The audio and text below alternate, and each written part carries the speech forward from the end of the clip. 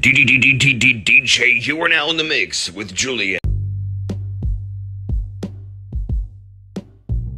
This is your host, Julian on Enlighten Me. And today I have my good friend Sam, and we're going to be talking about cryptocurrency. What's going on, Sam? Hey, how's it going? Good evening.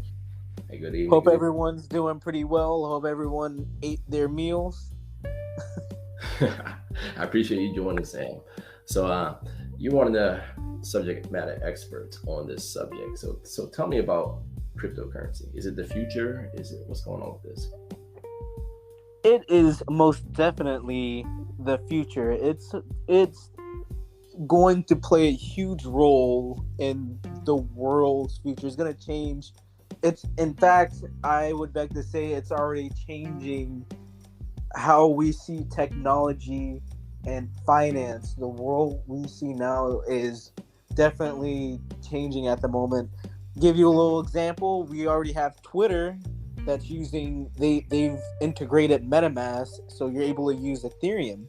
For those who don't know what MetaMask is a wallet that you could connect to Web3 websites, which is what everyone's going to, and other decentralized apps. Okay. Now, what exactly is a wallet? You have to break that down to me.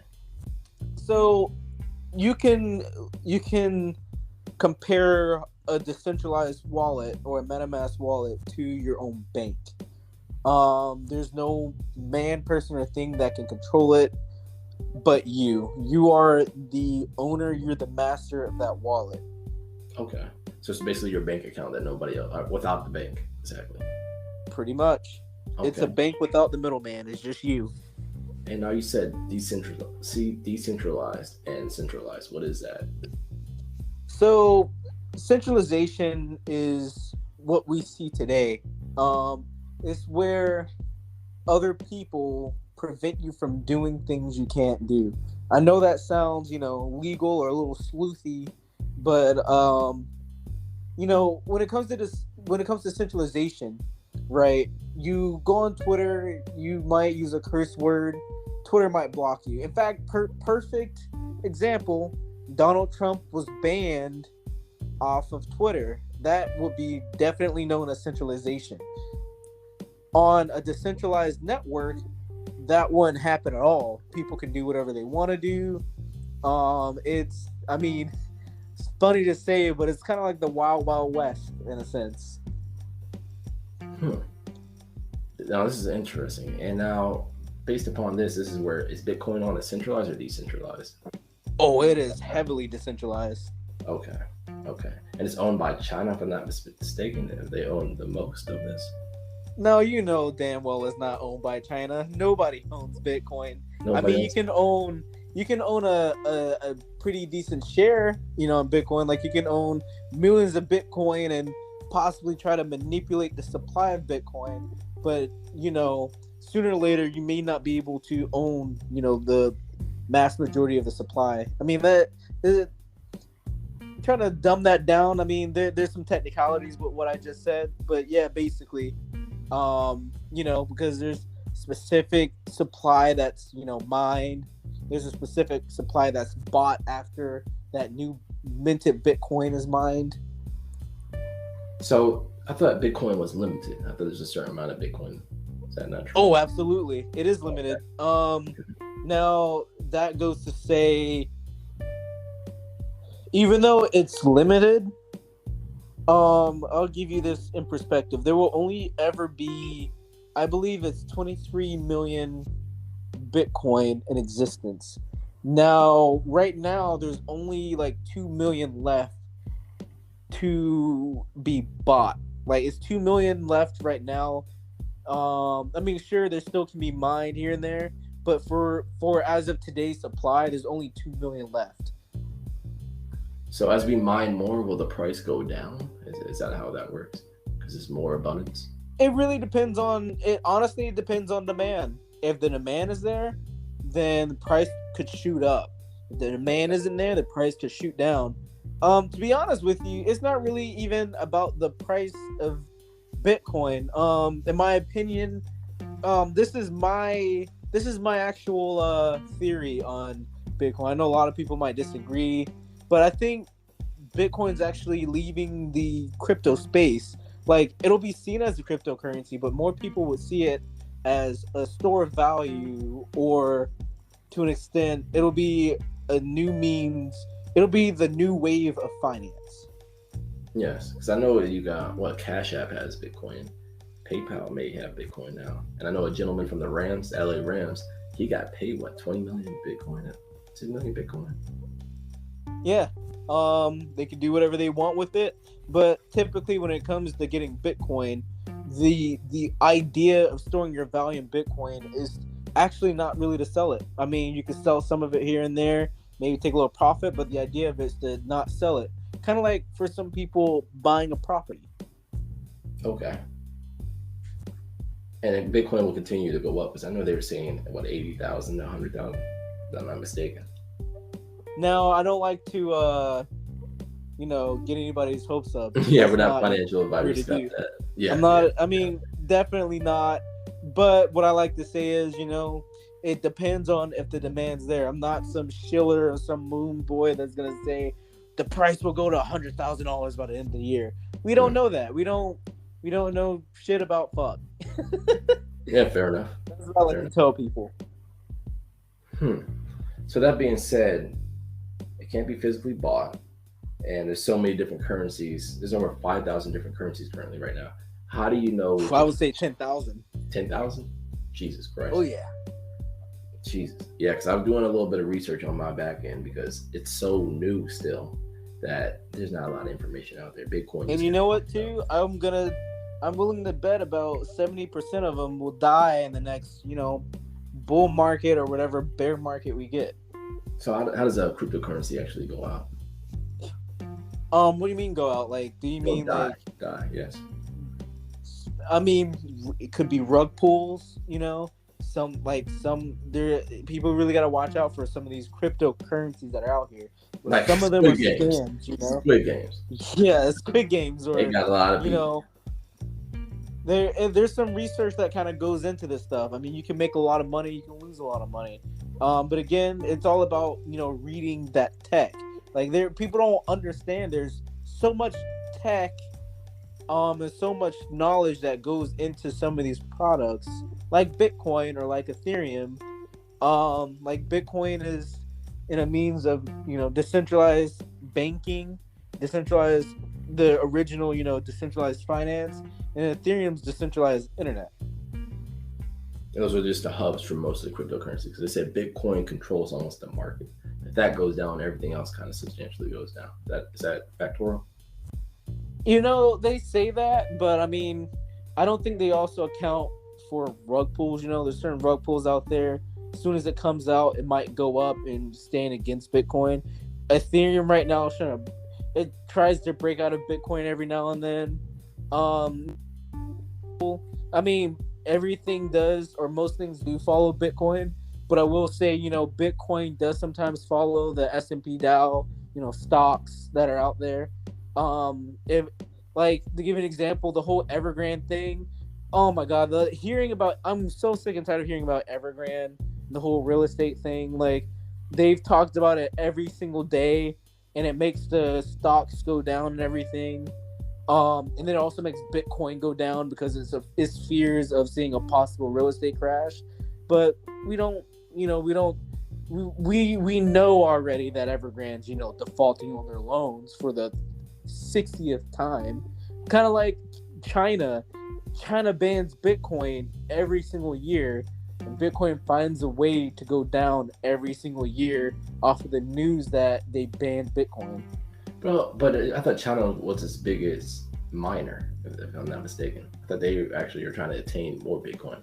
So is that just a publicity stunt? It's like the people versus the government. In fact, a lot of people from China are moving away from China to be able to mine Bitcoin because they understand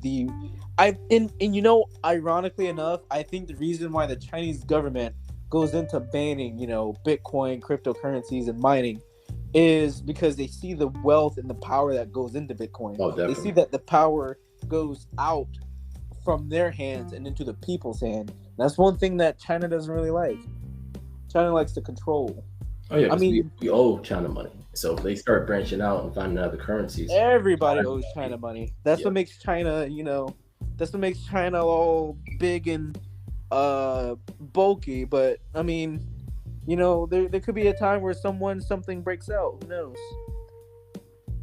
So that being said, and it being fairly new, I was reading up on a couple of things. It said that about 16% of people are investing in crypto right now, and that's very, very, very, very, very little. Very little. They say it's 16%, but I'm willing to bet it's a lot lower. So would you say 1 in 10? I would say more like, I would say 1 in 10 knows what Bitcoin is. And then maybe 1 in 100 actually have bought Bitcoin. I think there's more people that have bought, shit coins, rug pulls, all these other coins, stuff. like what Shiba, Dogecoin, Shiba Inu. More people bought those because they don't see the tech aspect of crypto. They just want to make a quick buck, which ain't nothing wrong with that at all. If you can get a free house out of it, I wouldn't blame. I would be doing the same shit you would do. Exactly. I mean, I made my wealth, and everyone makes their wealth different. There no as long as you're not murdering people or anything like that. As long as no one's getting hurt, unlike billionaires and whatnot, how they've actually done their worst to people. There's no issue in that. There's no issue in investing into Shiba just to be able to.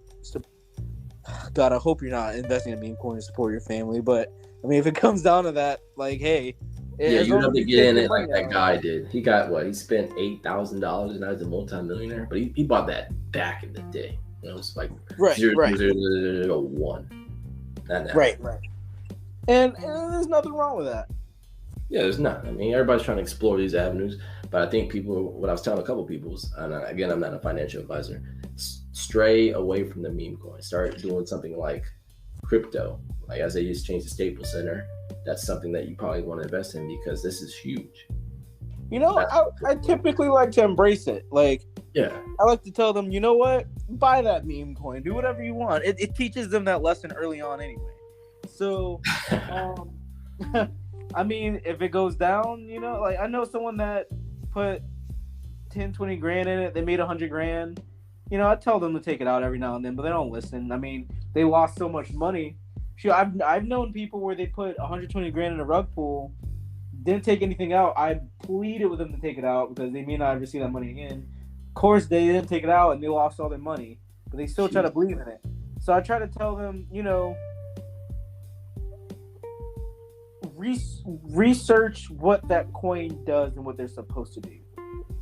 Yeah, I think the wave is over. Dogecoin set that wave, and that was the wave. And now Shiba Inu, again, it came about because people were trying to say, I want the next wave. FOMO, fear of missing out. So everybody hopped on that, and now it is where it is. Now, during this pandemic and being that Doge, I never thought it would go where it was because I invested in it a year ago. $100. I made made it all right.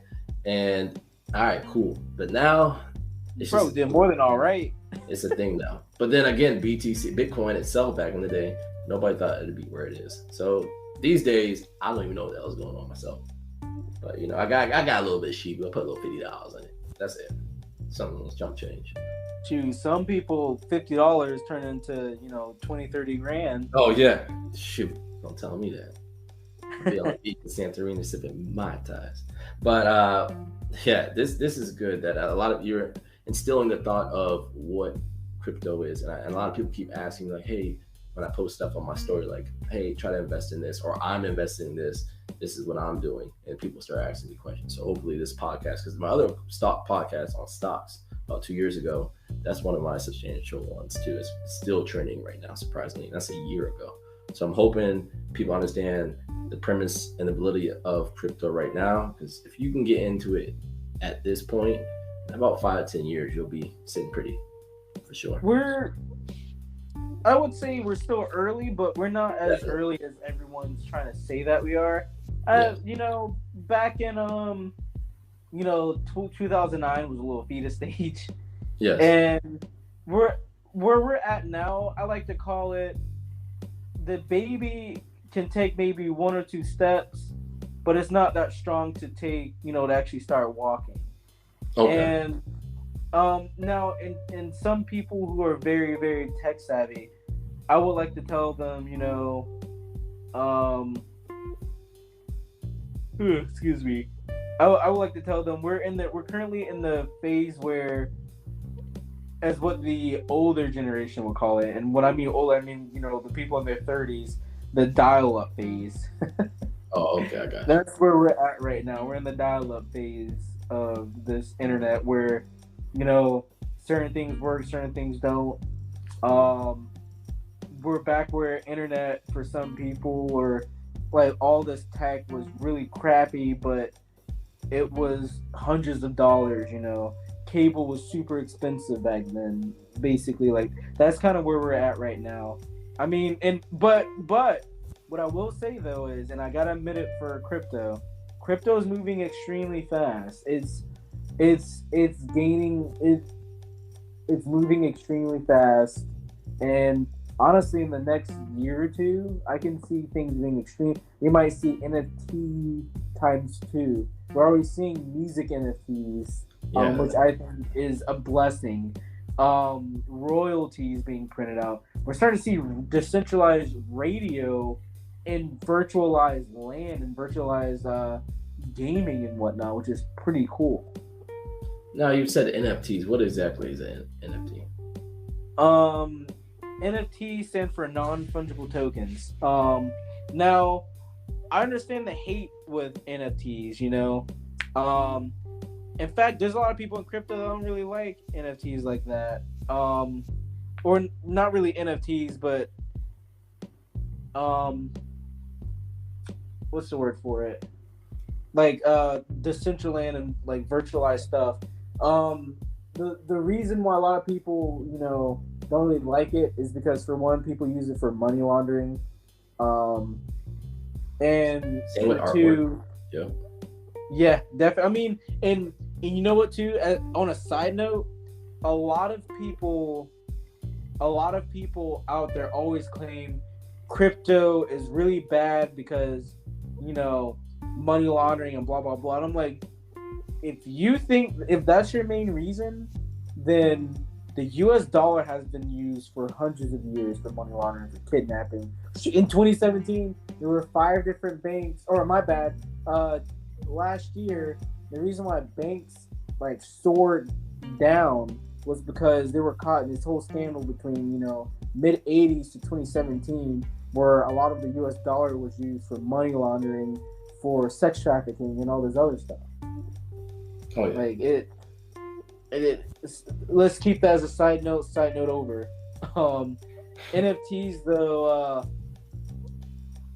I don't really like them too much. I mean, they're cool, but I think NFTs still got a lot of growing to do. I think a lot of people that are selling them for so much higher is either money laundering. I mean, don't get me wrong, there's some people out there that are actually doing good work, but when it comes to NFTs, it's just the only one. They're giving people hopes of trying to make money in another way besides investing, which is cool, but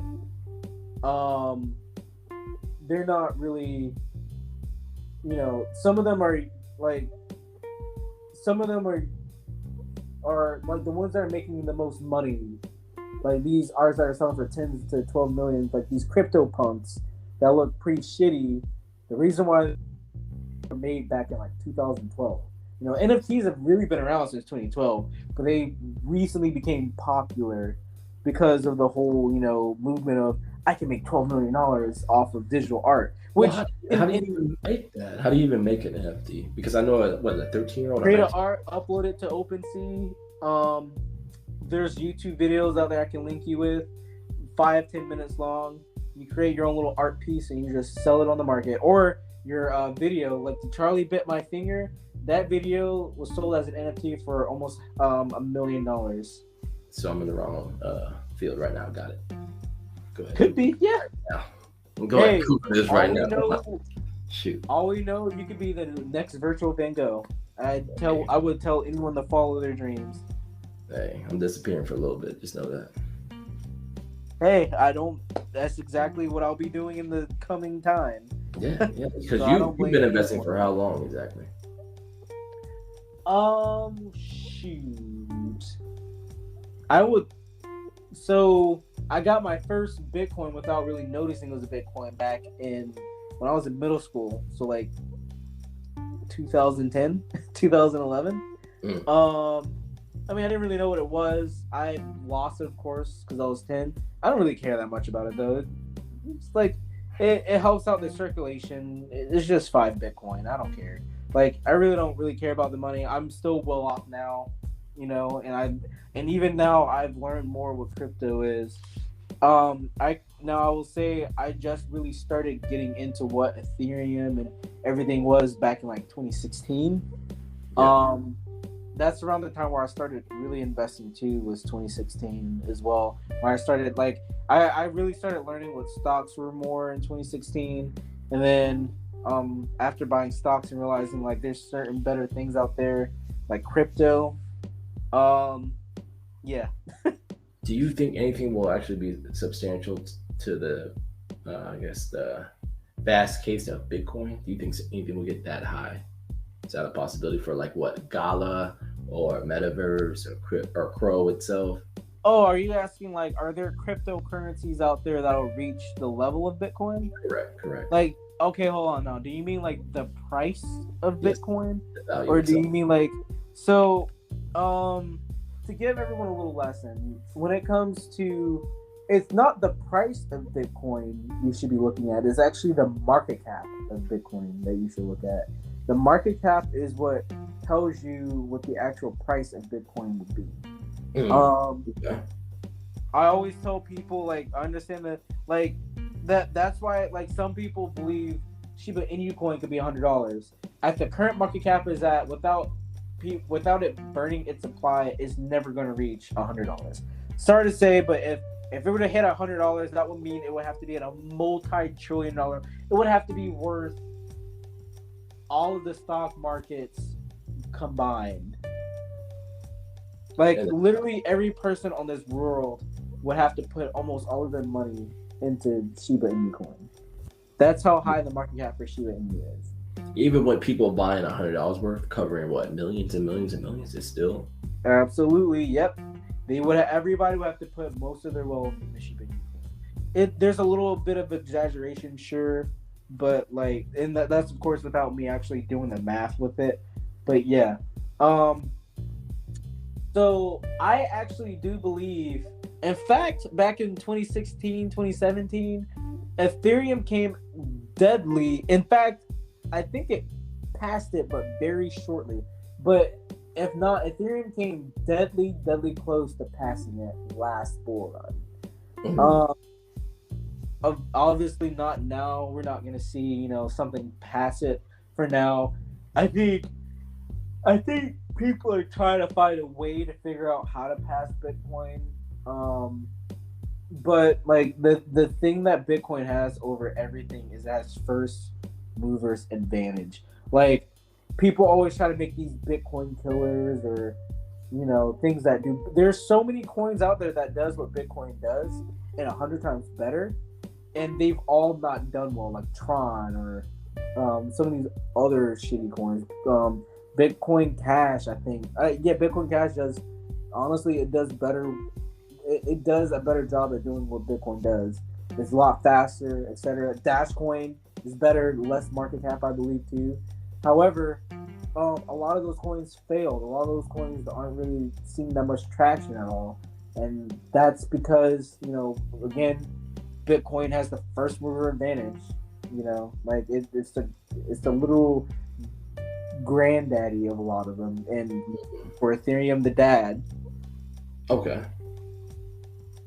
So do you think that, because I was reading a couple of months ago, that XRP would be king, Ethereum would be queen, and Bitcoin would be Prince. Is that Um, oh man, the don't say XRP it loud. army would not be happy. A lot of the XRP army are extremely new to crypto, and they believe to hit $30-$40 or all these other prices, which it very well can in the future. But a lot of them, Yep. again, do not understand the whole math or the they don't understand the actual market cap of XRP. If you I'll just research it really quickly. XRP is at 81 cents, and the market cap of it is at 47 billion. No, my bad. That's the circulating supply. The market cap is 38 billion. So, let's do a quick search right quick. It's not gonna take long. So if XRP were to hit $100, that would mean. Well, I'm sorry. Actually, if it were to hit $1,000, that would mean XRP is in the multi-trillion-dollar market cap. And where's Bitcoin at? Absolutely. No. Actually, that'd be worth more than Bitcoin. If XRP were to hit $100 alone, it would have to be at an $8 trillion market cap, which is 10 times more than Bitcoin. Or I'm sorry, it's like 8 times more than Bitcoin now. Sorry about that. So since a lot more people are into crypto now, and Bitcoin back then not so much, slim to none. If XRP did pop, people would buy it and escalate that market cap. Yeah, but it's a tough one. I think it really, I mean, a lot of people say for XRP to hit that price, everyone would sell out of Bitcoin and then get into XRP, which isn't true. That's not true. I mean, no one would really need to sell out of the Bitcoin. They could just either borrow against it or just get a lot of new people. But the thing with XRP is a lot of people love XRP, and there's a lot of crazy people that like XRP, and a lot of religious people even that like XRP. But I think a lot of them look at it as a money aspect, and even there's a lot of people that believe that it's the actual universal currency. A lot of people gave up on Bitcoin being the universal currency, mainly because Bitcoin isn't really a currency. Actually, again, Bitcoin's a store of value. Okay. So the thing with XRP though is people see that XRP, owned by Ripple, can be seen as the universal, currency. And there's a lot of religious nuts that's over that. This whole universal currency thing because of the whole Bible. I don't want to get into all that. But anyway, I mean, I actually don't really think it would be XRP that does it though. I think they're and again, I don't think it's all these other Bitcoin killers that would actually whatnot. I think it will be something that we have yet to see. It could be something I create. None of these you create. None of these meme coins would probably touch anything of that caliber. It very well could. It could be the irony. It could be the whole global psychology, the irony of the fact that people saw Dogecoin as a joke, so Dogecoin could be over Bitcoin. We don't know. I mean, but I personally don't believe it's Dogecoin or even XRP or any of these other coins. I know I think the irony of XRP is one of the more centralized coins. Yes. And the whole point of crypto is supposed to be decentralized networks. Excuse me. But the thing is, in my opinion, I think the fork of XRP would have a more a fitting chance because it's the bridge between Ethereum and XRP. Now, for those just starting out in crypto, what possibly apps would you suggest they look into. And of course, not Robinhood. It's Robinhood. Robinhood is trash. All right, we're just gonna go there. Robinhood's It is trash, but I will always tell people. I was actually kind of part of the GameStop movement. Oh, But what I always try to tell people is if you're really trying to learn how to like actually use UI, use Robinhood at first, yeah, very just user friendly. feeling how to use everything, and then once you kind of learn stuff here and there, get off of that, exchange ASAP. Crypto, don't go on Coinbase. Their fees are extremely high. They have some good security, but they're starting to be shittier and shittier, unfortunately. Honestly, Coinbase Pro, which is their original thing. Use Coinbase Pro. Fees are a lot cheaper, a lot better. Just use Coinbase Pro. Don't go into MetaMask yet. Gas fees are atrocious. Might be better off using Algorand or Solana. I'm just being, honest. Like, I love Ethereum. I love what Ethereum's doing, but they have a lot of stuff that they need to work on, especially gas fees. It's pretty atrocious. I mean, of course, you can use a layer 2 like Polygon Matic. So but Polygon, even then, I tried using Polygon for the first time. It was atrocious. So what about Crypto.com, that app?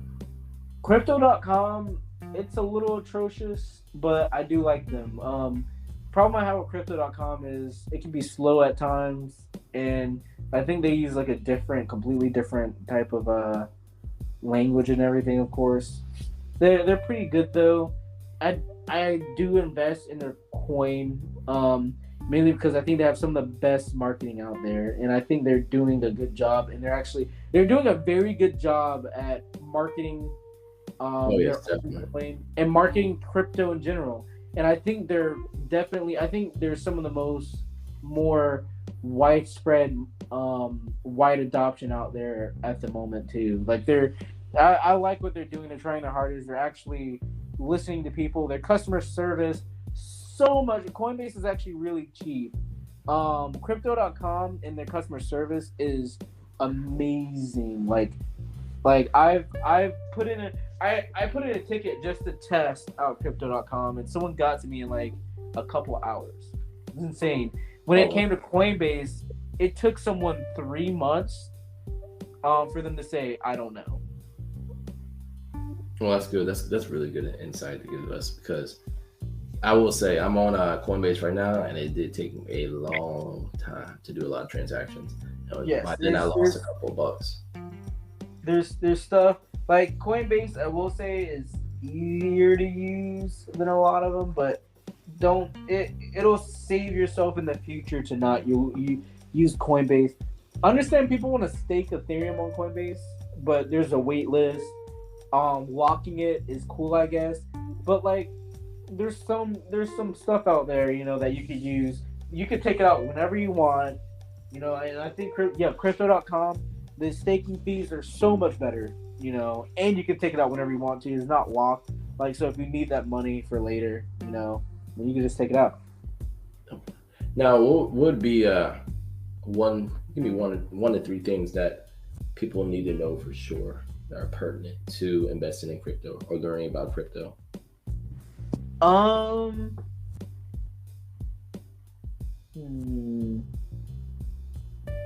course, do your research. That's always one. And don't go off of what everybody else is saying.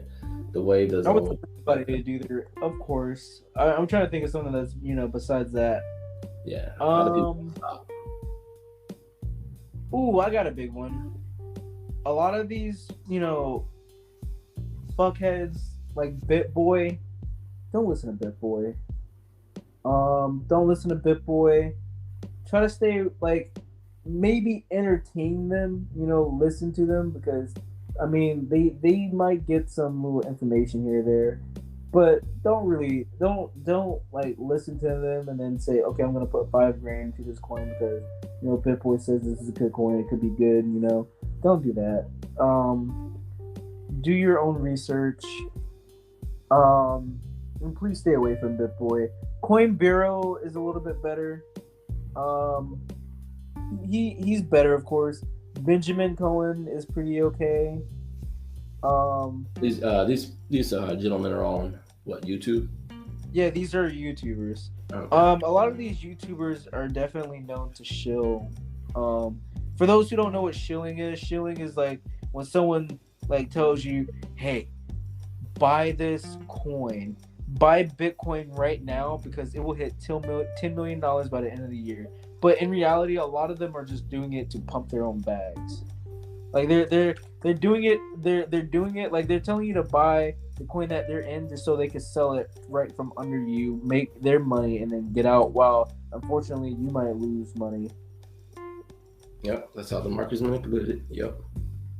It's very unfortunate, and you know what? I'm not afraid to admit that it's happened to me.